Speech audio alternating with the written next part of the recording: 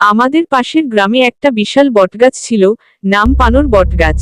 শোনা যেত রাত হলে সেখানে নাকি এক ভূত আসে, গাছের ডালে বসে গান গায়, পান খাই, পান খাই, কে দিবে রে পান। গ্রামের লোকজন সন্ধ্যা নামলেই সেই পথ দিয়ে যেত না। একদিন গ্রামের নতুন স্কুলের মাস্টার মশাই বললেন, ভূত টুতো কিছু না, আমি গিয়ে প্রমাণ করব। তিনি গেলেন গাছের কাছে, রাত ঠিক 12টায়।